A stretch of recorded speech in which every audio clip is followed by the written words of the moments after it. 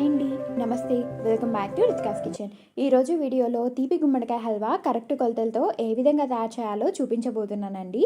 ఒకసారి ఇలా చేశారంటే దీని రుచి ముందు మరే హల్వా సాటి రానంత రుచిగా ఉంటుంది. సో ఇక ఆలస్యం చేయకుండా తయారీ ప్రాసెస్ ఏంటో ఇప్పుడు చూసేద్దాం. ఇందుకోసం ముందుగా ఒక చిన్న సైజ్ తీపి గుమ్మడికాయని తీసుకున్నానండి. నెక్స్ట్ దాన్ని సెంటర్లోకి ఈ విధంగా కట్ చేసుకున్న తర్వాత వీడియోలో చూపించిన విధంగా మళ్ళీ చిన్న సైజ్ పీసెస్ లాగా కట్ చేసుకుందాం. అలాగే అన్ని పీసెస్ని ఈ విధంగా లోపల సీడ్స్ పార్ట్ని తీసేసుకుందాం.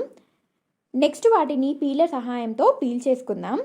ఇలాగే మొత్తం అన్నీ పీల్ చేసుకున్న తర్వాత గ్రేటర్తో చిన్న హోల్స్ ఉండే వైపు తురుముకోవాలన్నమాట. ఈ హల్వాకి చిన్న హోల్స్ వైపు తురుముకుంటేనే హల్వా త్వరగా ఉడికి చాలా సాఫ్ట్గా ఉంటుంది. చూసారా ఎంత చక్కగా పొడి పొడిగా వచ్చింది కదా. ఇలా మొత్తం అంతా తురుముకున్న తర్వాత స్టవ్ వెలిగించి కడాయి పెట్టుకుందాం. అది హీట్ అయ్యాక అందులో 6 టేబుల్ స్పూన్స్ వరకు నెయ్యి వేసుకొని, నెయ్యి కూడా హీట్ అయ్యాక అందులో కొన్ని జీడిపప్పు వేసి దోరగా ఫ్రై చేసుకుందాం. జీడిపప్పు కొంచెం కలర్ చేంజ్ అయ్యి ఈ విధంగా ఫ్రై అయ్యాక అందులో కొన్ని ఎండుద్రాక్ష వేసి ఫ్రై చేసుకుందాం. ఇవి రెండు కూడా చక్కగా ఫ్రై అయ్యాక ఒక ప్లేట్లోకి తీసుకోవాలి. నెక్స్ట్ అదే కడాయిలో మనం తురుముకున్న గుమ్మడికాయను కొలిచి తీసుకుందాం. మీరు కొలిచేటప్పుడు ఈ తురుముని కప్పుతో అదిమి తీసుకోండి. అలాగే నాకైతే 3 కప్పుల వరకు ఈ గుమ్మడికాయ తురుము వచ్చిందనమాట. నెక్స్ట్ దాన్ని బాగా కలుపుకుందాం. అలాగే స్టవ్ మీడియం ఫ్లేమ్లో ఉంచుకొని మధ్య మధ్యలో కలుపుతూ దీన్ని ఉడికించుకుందాం. కొంచెం సేపు ఉడికిన తర్వాత చూసారా, ఇందులో నుండి వాటర్ రావడం స్టార్ట్ అయింది. అలాగే మధ్య మధ్యలో కలుపుకుంటూ ఈ వాటర్ అంతా ఇంకిపోయి మనం వేసిన నెయ్యి వదిలే వరకు ఫ్రై చేసుకుందాం. ఇప్పుడు చూసారా ఈ విధంగా రావాలన్నమాట. ఇలా వచ్చిన తర్వాత అందులో మనం ఏ కప్పుతో అయితే తురుము తీసుకున్నామో అదే కప్పుతో 1.25 కప్పు బెల్లం తీసుకోవాలి. అంటే సగం కన్నా కొంచెం తక్కువ వేసుకుంటే కరెక్ట్గా సరిపోతుంది. ఇది తీపి గుమ్మడికాయ కాబట్టి బెల్లం చాలా తక్కువ పడుతుందన్నమాట. నెక్స్ట్ ఇదంతా కలిసేలాగా బాగా కలుపుకుందాం.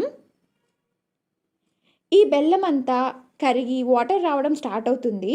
సో స్టవ్ మీడియం ఫ్లేమ్లోనే ఉంచుకొని మధ్య మధ్యలో కలుపుతూ ఉడికించుకుందాం.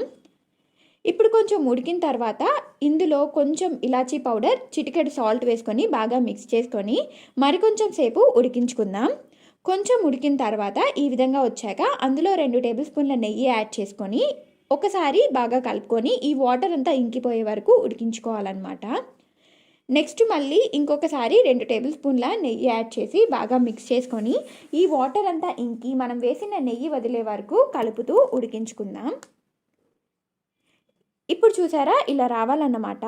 ఈ విధంగా వస్తే మన హల్వా రెడీ అయినట్లే. అలాగే చివరగా మనం ఫ్రై చేసి పెట్టుకున్న డ్రై ఫ్రూట్స్ యాడ్ చేసుకొని బాగా మిక్స్ చేసుకుంటే మన గుమ్మడికాయ హల్వా రెడీ. ఒకసారి మీరు కూడా ఈ విధంగా ట్రై చేశారంటే స్వీట్ ఇష్టపడని వాళ్ళు కూడా తప్పకుండా నచ్చుతుందనమాట. అంత రుచిగా ఉంటుంది. ఈ వీడియో మీకు నచ్చితే లైక్ చేసి మీ ఫ్రెండ్స్ మరియు ఫ్యామిలీ మెంబర్స్కి షేర్ చేయండి. అలాగే మా ఛానల్ని ఫస్ట్ టైం చూస్తున్న వాళ్ళు లేదా ఇంతవరకు సబ్స్క్రైబ్ చేయని వాళ్ళు కానీ సబ్స్క్రైబ్ చేసుకొని పక్కనే ఉన్న బెల్ ఐకాన్ ప్రెస్ చేసి ఆల్ అనే ఆప్షన్ క్లిక్ చేశారంటే మేము ఏ వీడియో అప్లోడ్ చేసినా అది మీకు వెంటనే నోటిఫికేషన్ వస్తుంది. ఈ రెసిపీ మీరు ట్రై చేస్తే ఎలా వచ్చిందో మాకు కామెంట్ సెక్షన్లో చెప్పడం మాత్రం అస్సలు మర్చిపోవద్దండి. And thank you so much for watching.